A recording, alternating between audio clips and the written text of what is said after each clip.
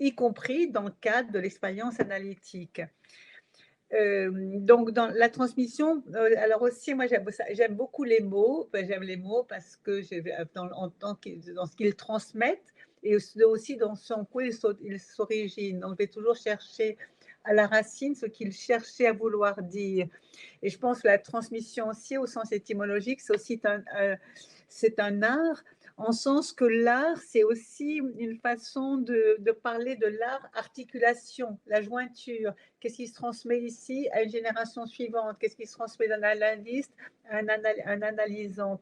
Donc, c'est l'art de transmettre son expérience par l'expérience. Hein, c'est ça que je trouve vraiment important, tout en restant fidèle à l'essence de la psychanalyse. Alors là, on verra qu'est-ce que c'est que l'essence de la psychanalyse, hein, dans la mesure où elle traverse les époques et elle est par nécessité, parce qu'on ne peut pas faire autrement, elle est invitée à changer. Hein.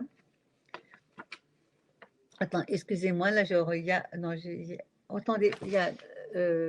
Non, j'ai un appel, excusez-moi, je l'ai mis en silencieux, pardon.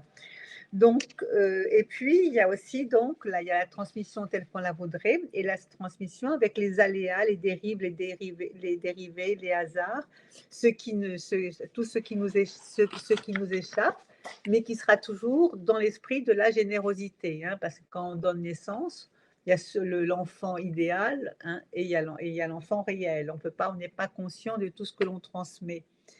Donc, c'est autour de ces quelques mots que j'ai voulu articuler ma communication.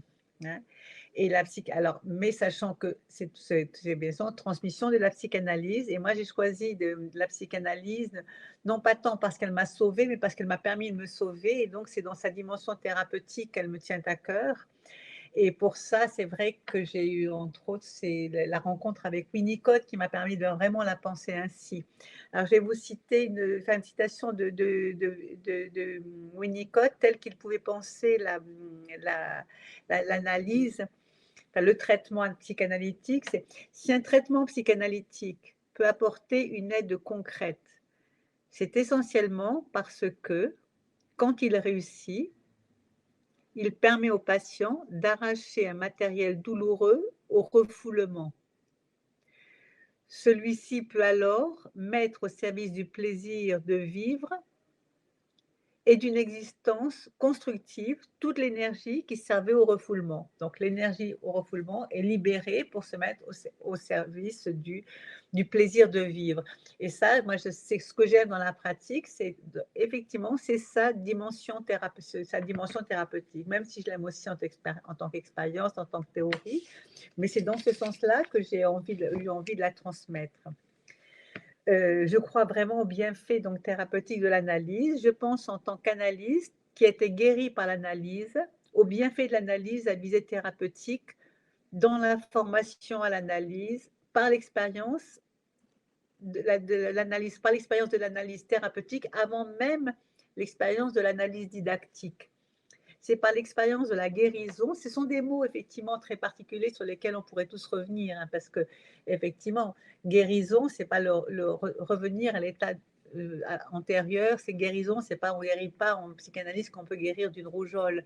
Mais cela dit, j'ai mis très longtemps avant d'employer ce mot guérison, et maintenant je l'emploie avec une certaine malignité, parce que guérison, c'est la même famille que guérite, que garer. Et en fait, c'est garer, guérir, ça dit la protection. Garer une voiture, c'est la mettre la protéger.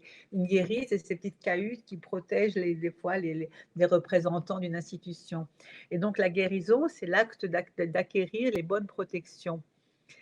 Donc c'est l'expérience de la guérison qui est aussi celle de la libération de la parole, de la libération par la parole. Et chose auquel je tiens, qui n'est pas si facile, parce que je me rends compte à quel point, même encore aujourd'hui, il y a des espaces où je souhaiterais pouvoir parler. Je ne parle pas d'ici, bien sûr, mais il est difficile de parler. Je crois que c'est une des plus belles choses qui a pu m'apporter la psychanalyse, c'était la libération de la parole et la guérison par la libération de la parole, moyennant le transfert, la liquidation du transfert, et dans le meilleur des cas, dans un joyeux accord avec l'analyste et non forcément comme le proposait Lacan, en identifiant le psychanalyse à un déchet. Quand il est fini, c'est un déchet. Et moi, je pense qu'il y a la psychanalyse. J'ai jamais eu envie de m'identifier au déchet. Quand l'analyse est terminée, c'est effectivement, il y a la naissance d'un analyse ou d'une analyste, mais on peut créer justement, du fait même de la transmission, de trouver une belle relation entre deux. Alors, il y a bien sûr, il y a des analysants qui chercheront à vous transformer en déchets. Et ça nous arrive à nous-mêmes aussi également, nous sentir rejetés. Mais ça, ce sera de l'ordre de l'analyse et de l'analyse des transferts et contre-transferts, de ne pas se laisser identifier à un déchet, voilà, pour au contraire redevenir d'autant plus vivant que l'on a pu participer à la transmission par l'expérience de la transmission. Le sujet en psychanalyse reste l'objet de toute notre attention pour devenir sujet, et nous, en tant qu'analystes, pour rester sujet. Hein. On peut dire comment me pencher sur l'objet, bien sûr, mais c'est le vivant, l'humain qui vient me voir. Même si on parle effectivement en clinique analytique, parfois de l'objet, hein, mais ça reste quand même un sujet en devenir. Et donc, comment me pencher sur le sujet de cette façon? C'est justement en tenant compte qu'il n'a de consistance que dans mon expérience avec lui. C'est dans l'acte où je m'intéresse à lui, où je mange sur lui, où je lui transmets la nécessité vitale d'advenir à soi-même. Donc, alors ça, c'est un premier point. Je dis, je vais vraiment procéder par association d'idées, c'est une des règles aussi fondamentales de l'analyse. Hein, c'est comme ça que j'ai abordé le sujet. Et souvent, j'écris comme ça d'ailleurs. Donc l'analyse aussi donc, est une histoire sans fin qui nous permet de grandir sans fin. C'est-à-dire qu'il y a aussi des questions qui se posent pour l'analyse. Est-ce qu'il y a une fin d'analyse? Il y a un livre de Freud, je vous renvoie à ça sur l'analyse sans fin, mais c'est effectivement une question qui se pose, quand est-ce qu'on met fin à une analyse? Et donc, en contrepartie, plutôt que la fin, moi j'ai envie de faire passer la nécessité de grandir. Alors, l'essentiel de la psychanalyse, c'est l'expérience de l'analyse, d'abord donc en tant qu'analysant et ensuite en tant qu'analyste, pour ceux bien sûr qui veulent devenir analystes.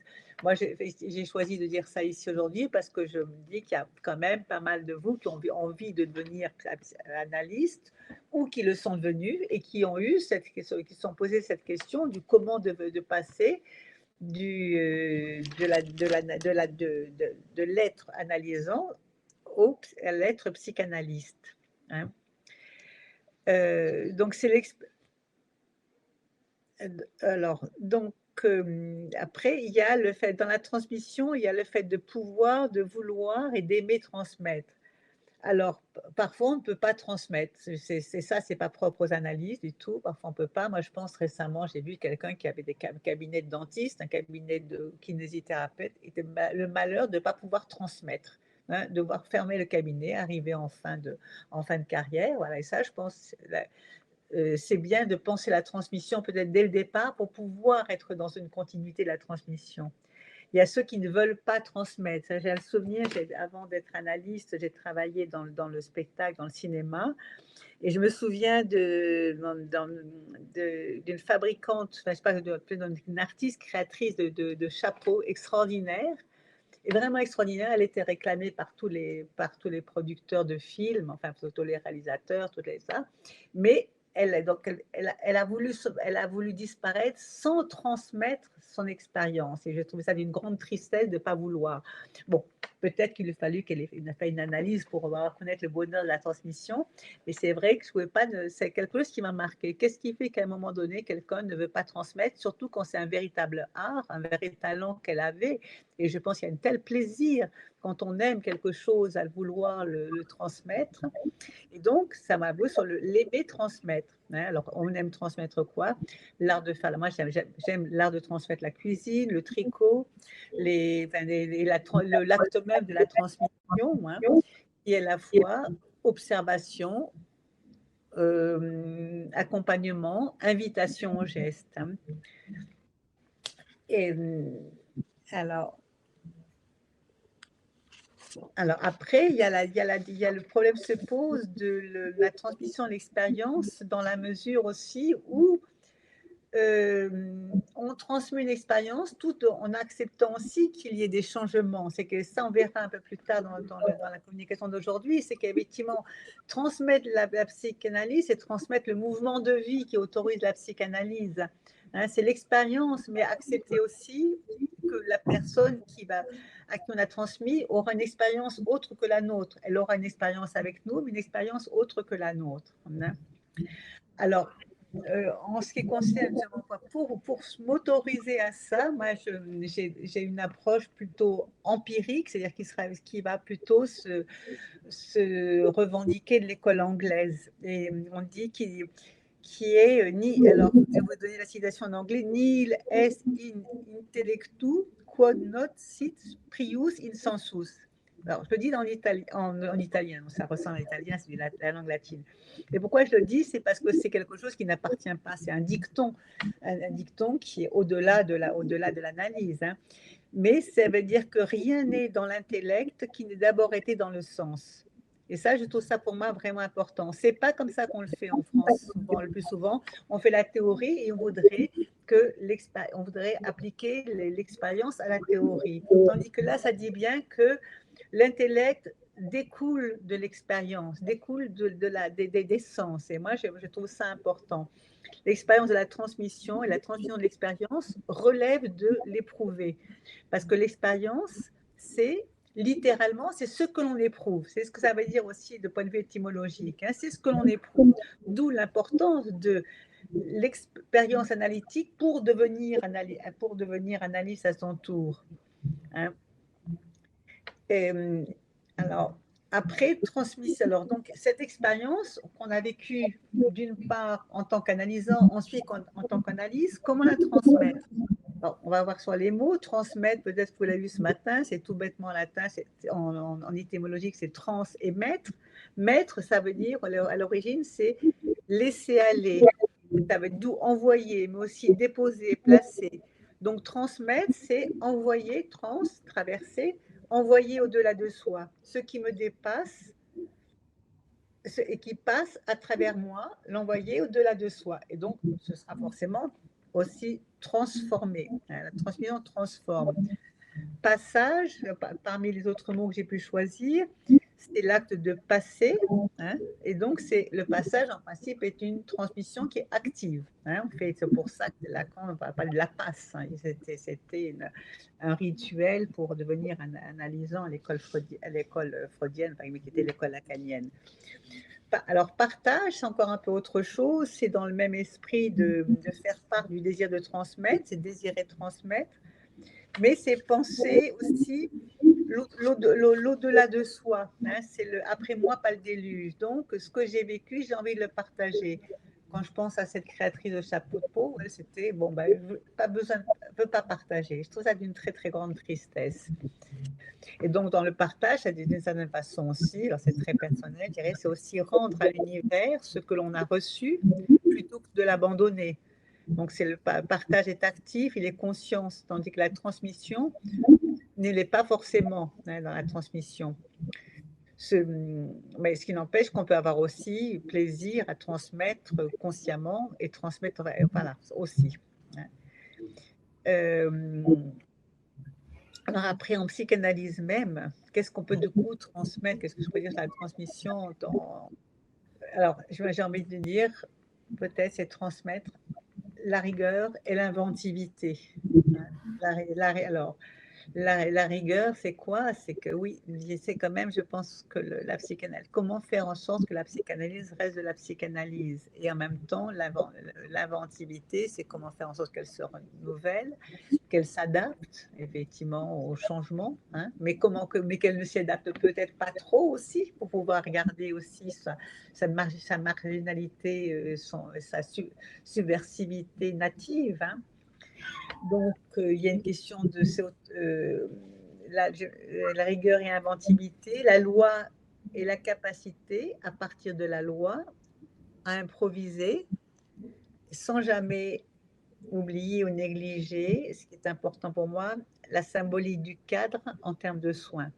C'est-à-dire que l'analyse, pour moi, c'est vraiment pas du prêt-à-porter, c'est vraiment de l'ordre du sur-mesure. hein. Donc, on pourrait dire il y a des mots qui changent, hein. La fonction d'un vêtement, dans l'idéal, n'a pas à être détourné de son but. On peut s'amuser à avoir des vêtements bizarres, fantaisistes, mais on peut défier les conventions, mais en même temps, le vêtement, c'est fait pour quoi faire? C'est pour protéger de sa nudité, de sa fragilité originelle. Et la psychanalyse, elle a aussi un rôle de protection. Donc, effectivement, on peut s'adapter, mais comment faire en sorte quelle est sa valeur effectivement de protection.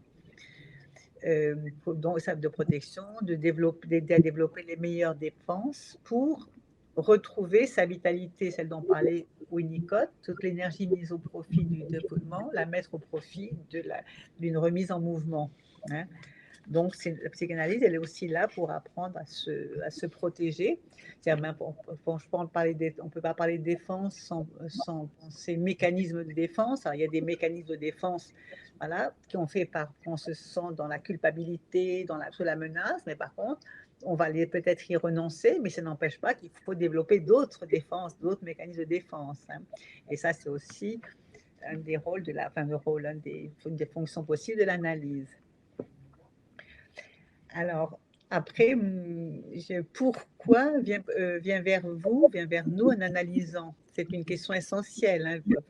Dans la transmission, c'est à quoi ça sert la psychanalyse? Pourquoi? Et quand je dis pourquoi, j'écris en 2 mots. Pourquoi? Hein, dans la question d'intentionnalité.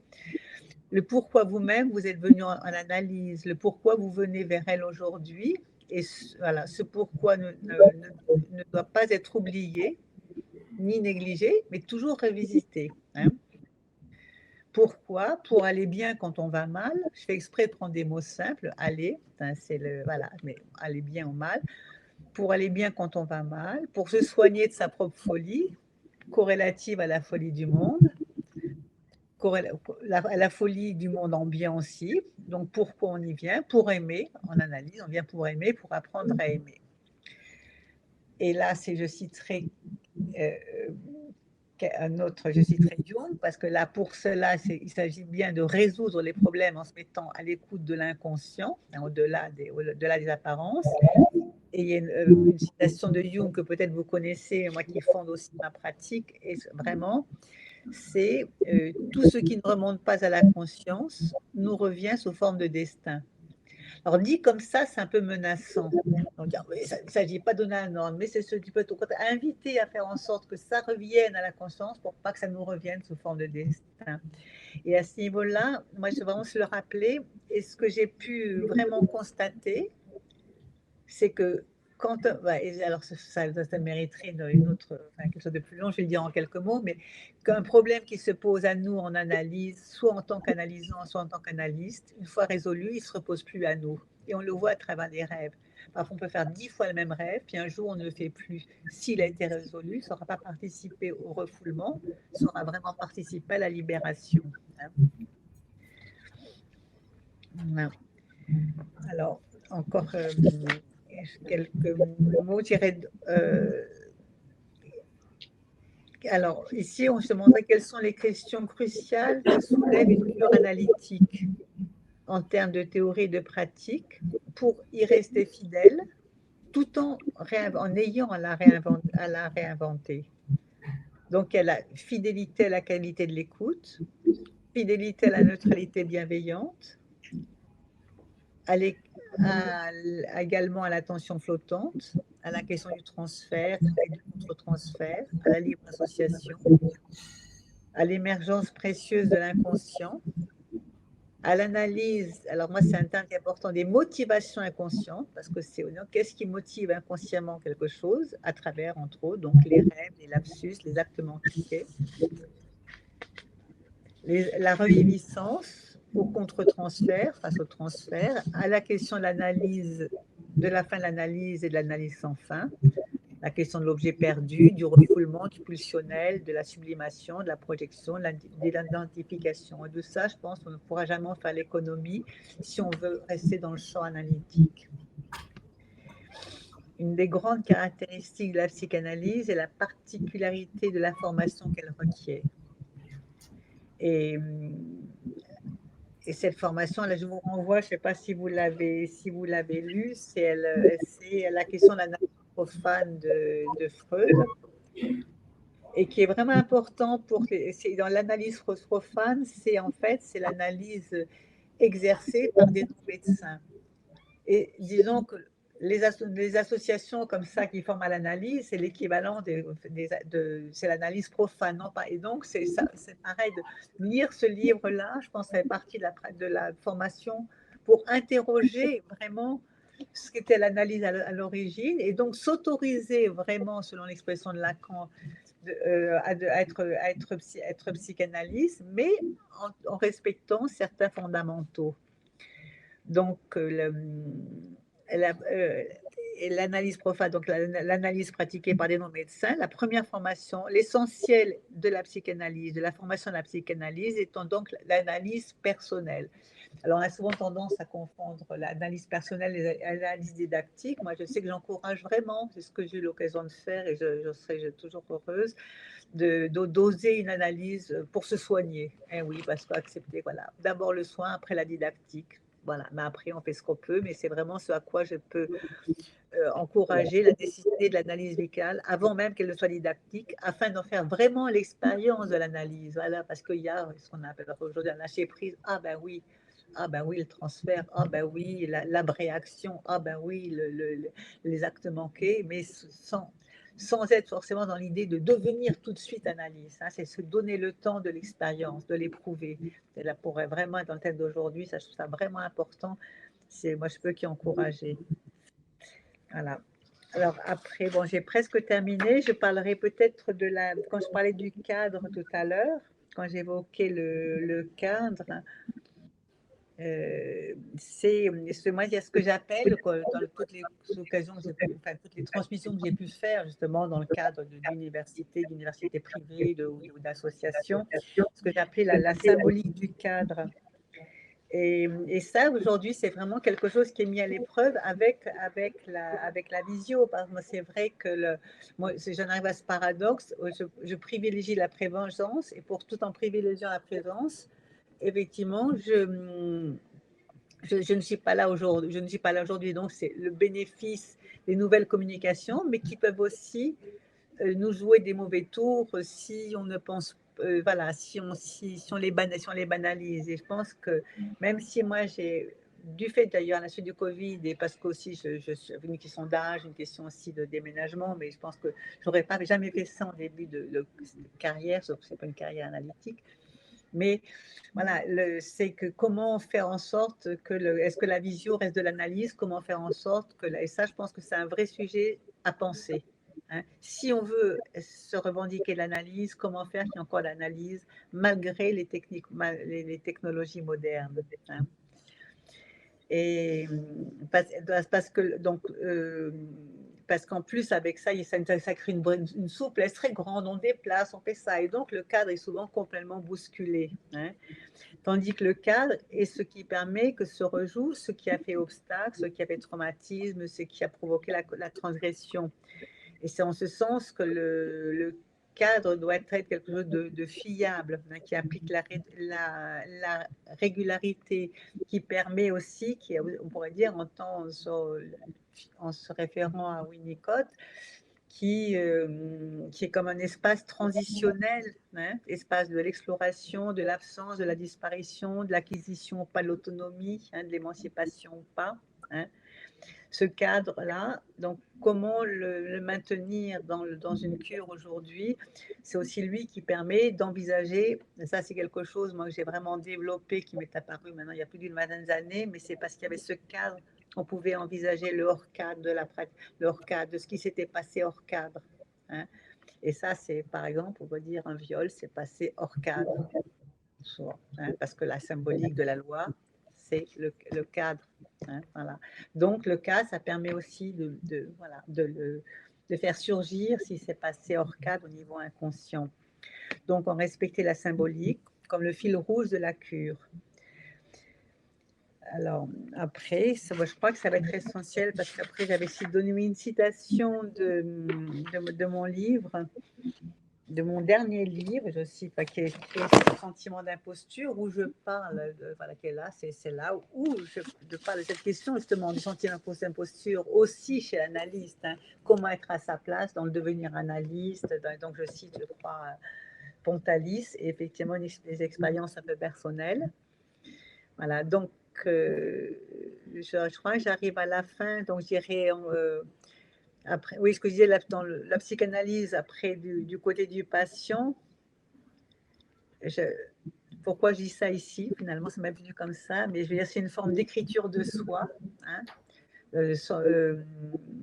Quand on ne peut plus se contenter de vivre, c'est comment se révéler à soi-même en écrivant soi-même sa vie, hein. Du côté du psychanalyste, on est entre l'archéologue et le métier de détective. Enfin, c'est une forme à la fois de décryptage et de coécriture.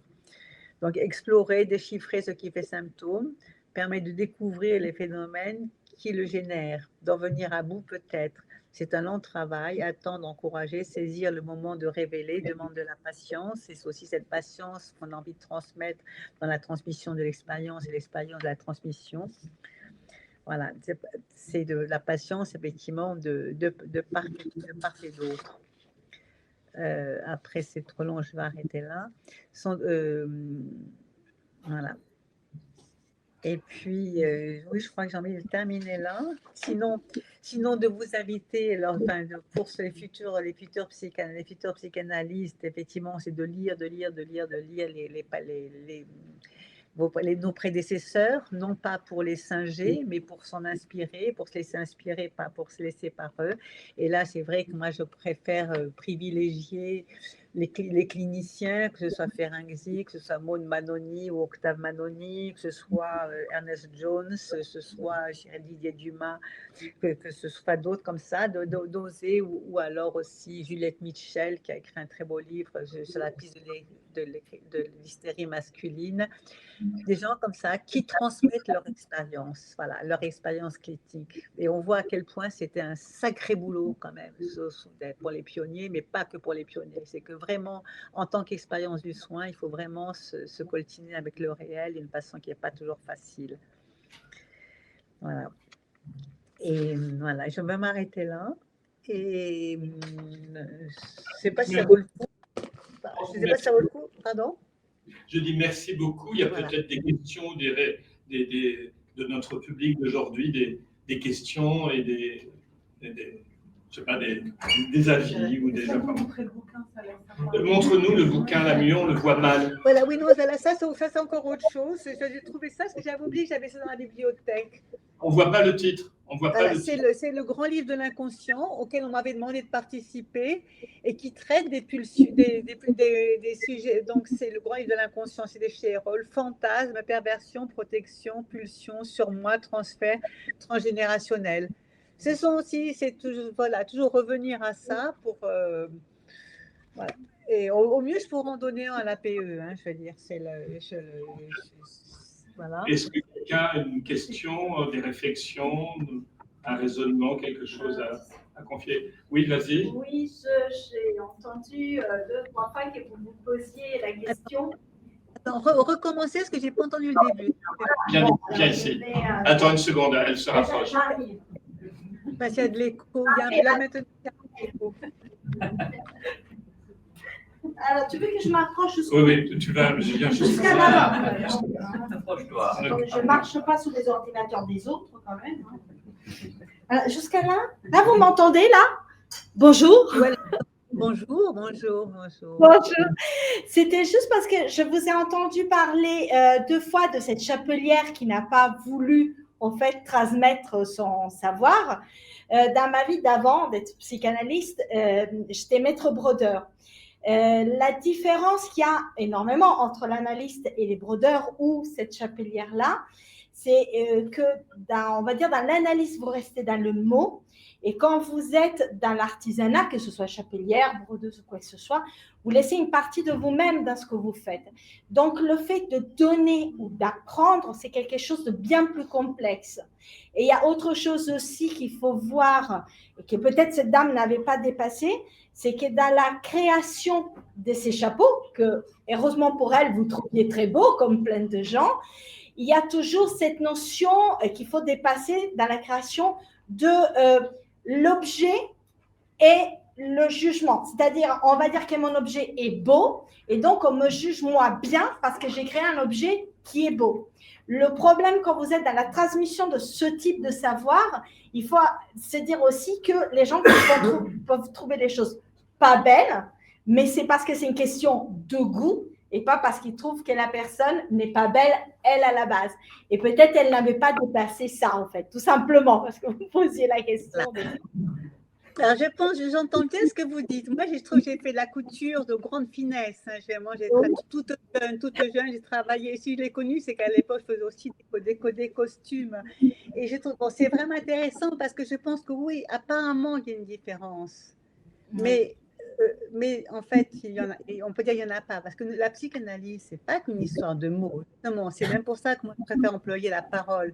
Ce n'est pas de mettre des mots sur les bobos. Non, non, non, c'est vraiment l'ouverture de la parole. La parole, c'est la même famille que problème, ça dit ça. Donc, libérer la parole, c'est ouvrir le problème. Et qu'en tant que psychanalyste, moi je vois dans les jeunes psychanalystes, c'est aussi comment est-ce qu'on va oser, comment on va se conduire, divant, pas divant, comment on fait. Donc, je crois que c'est intéressant de se dire qu'il y a pas, que la différence que vous soulignez est juste jusqu'à un certain point. Pour, au contraire, se dire, ben oui, finalement, c'est toujours de l'être, c'est toujours du vivant. C'est pour ça que j'ai parlé aussi de transmission de la cuisine. On pourrait presque dire aussi des fois de la cuisine psychanalytique. C'est pour ça que j'ai parlé aussi du sur-mesure, parce que comme j'ai dans le vêtement, hein, et ben oui, comment on fait. Voilà. Donc, je trouve ça intéressant, ce que vous avez dit, mais peut-être justement pour essayer de l'entendre à travers l'écoute analytique. Hein. D'accord. Ben voilà, c'était juste la partie question de la chapelière. Je trouve ça intéressant parce que en plus, moi, c'est un peu une provocation quand j'ai mis la chapelière là-dedans. Hein. Et je me dis, mais alors c'est tellement merveilleux de transmettre. Moi, tout à fait. Telle frustration quand il y a des choses que je sais faire que je ne peux pas transmettre. Et je suis tellement heureuse. Justement, il n'y a pas que l'analyse. Hein. C'est ça, c'est la cuisine, c'est tricoter, c'est jongler avec des balles, c'est ça. Et c'est justement vous dites broder, moi c'est merveilleux d'avoir fait la broderie. Voilà, donc et c'est quand même fantastique. Qu'est-ce qui se passe dans ce geste? C'est vrai, sur ça, je suis d'accord avec vous dans le sens que c'est triste qu'elle n'a pas laissé aux autres. La première chose que François Lesage m'a dit quand il a dit « vous êtes devenu maître brodeur », la suite de la phrase, ça a été « cherchez celui qui est derrière vous maintenant ». Voilà. Donc, voilà. Et c'est la suite. Et cette dame-là, apparemment, après, voilà, on ne peut pas physiquement, moralement le faire. Ça, après, il faut le prendre en compte. Donc, c'est pour ça. Mais après, pour moi, ça part dans le jugement de la personne. Et voilà, ça m'intéresse plus. Mais c'était juste par rapport à ça. Merci beaucoup. Est-ce qu'il y a quelqu'un d'autre qui a une réflexion, une question? Approchez-vous. Il faut s'approcher pour l'ordinateur.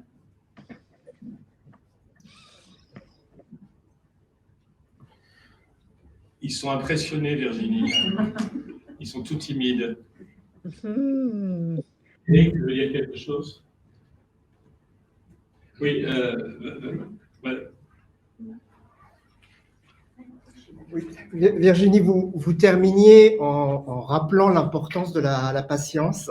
Et moi, je m'interrogeais, parce qu'on est là sur un mot complexe, le mot patience.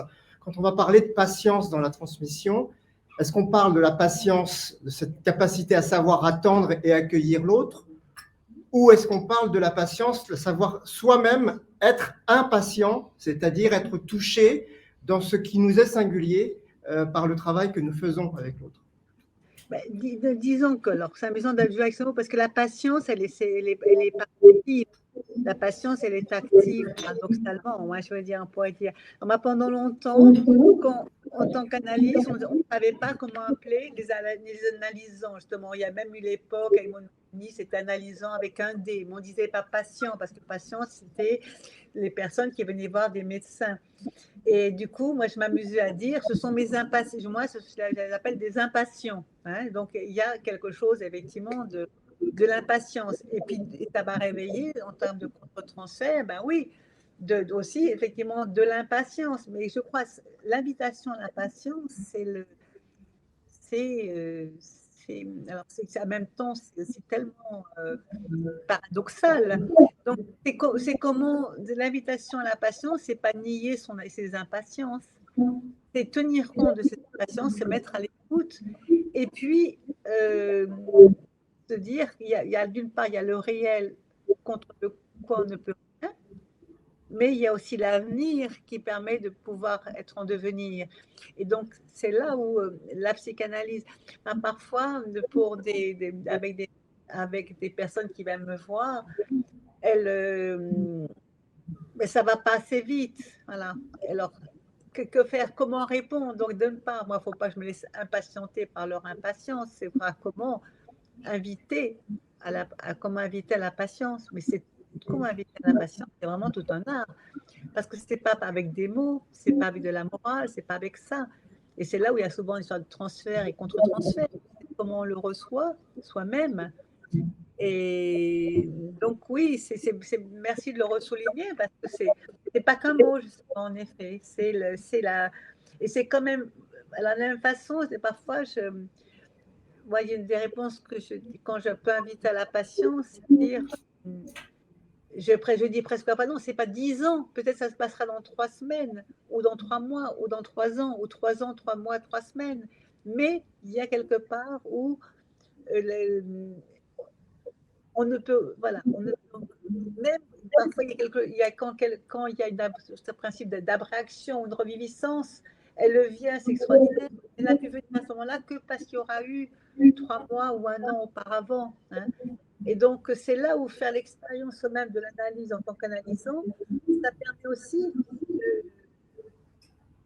de transmettre en silence, même, pas forcément, mais cette nécessité d'être patient avec soi-même. Parce qu'en plus, moi, ce qui me vient par association, c'est que souvent, il y a eu de la maltraitance quand on fait en analyse. Et que cette maltraitance, ça fait qu'on n'a pas appris l'habitude de bien s'occuper de soi. On n'a pas appris ce fait d'être de la patience. Hein. Une mère patiente, c'est pas rien. Hein. Et qu'on a eu des parents tout le temps impatients parce que des guerres, on n'a pas fait l'expérience de la patience. Voilà. Donc, ça reste un sujet, mais merci de l'avoir souligné, de l'avoir soulevé. Il y a Thiago qui veut te poser une question. Vas-y, Thiago. Bonjour Virginie, merci de votre exposé.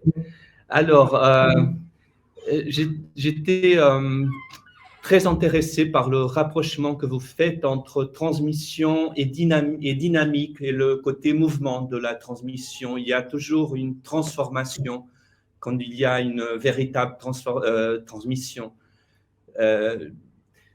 J'aurais envie de dire presque que c'est un concept finalement assez paradoxal, la transmission, parce qu'elle n'a pas l'air de ne marcher que quand elle ne marche pas vraiment. C'est-à-dire, il faut regarder les grandes transmissions, les transmissions fructueuses de l'expérience analytique, quand on pense aux analysants de Freud, Ferenczi par exemple. Il a été expulsé finalement de l'orthodoxie freudienne. Ferenczi a analysé Melanie Klein, qui a réinventé la psychanalyse. Voilà, encore une transmission qui a fait dérayer la psychanalyse freudienne. Klein a analysé Bion, qui a inventé toute une autre topique psychologique totalement différente de celle de Freud. Donc, il y a vraiment une transmission qui fait bouger les lignes, qui est toujours en mouvement. Donc, la transmission, elle fonctionne à condition de ne pas fonctionner vraiment. Bon, c'est un peu ce paradoxe-là que je... Oui, disons que oui. Alors, tout à fait. Après, voilà, ce que je dirais, c'est presque le pourquoi de la psychanalyse que s'est posé Freud. Il y a un moment donné, c'est presque comme si lui-même n'y avait plus été fidèle. Justement, qu'au départ, il a dit, c'est pas moi qui ai inventé la psychanalyse. Hein. C'était tout un mouvement, il le disait. Puis finalement, à un moment donné, il a revendiqué comme un terrain fermé privé. Et c'est comme si lui-même, il risquait d'enterrer la psychanalyse. Et donc, il n'a pas pu penser vraiment la transmission. Il a voulu penser la formation, l'obligation, l'obéissance aux règles, l'obéissance comme ça. Mais en même temps, je pense que c'est à la fois la transmission pour dire oui, c'est qu'on ne marche pas, mais en même temps, c'est peut-être là que moi j'ai envie d'inviter à penser. Qu'est-ce que c'était que la psychanalyse à l'origine? C'était peut-être se mettre à l'écoute de l'inconscient. Et il y avait quand même cette dimension thérapeutique. Donc, autant, parce qu'en fin de compte, il y a eu, effectivement, il y a eu Ferenczi, il y avait eu Adler avant, il y a eu Jung, il y a à chaque fois qu'effectivement, que l'un a voulu un peu apporter quelque chose, il a été exclu, il s'est exclu selon. Mais donc, c'est peut-être à nous de repenser la psychanalyse. Qu'est-ce que c'est que la psychanalyse? Qu'est-ce que c'est que sa spécificité?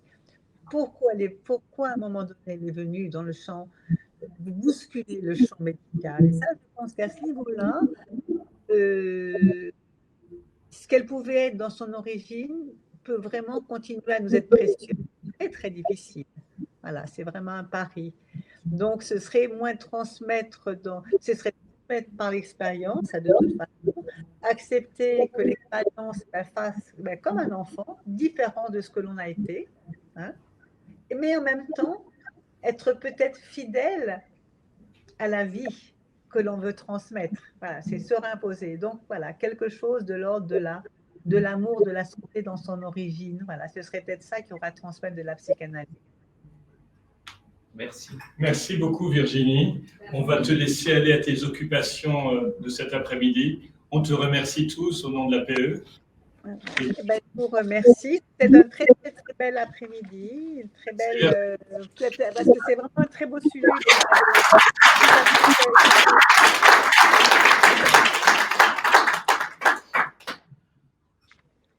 Merci beaucoup.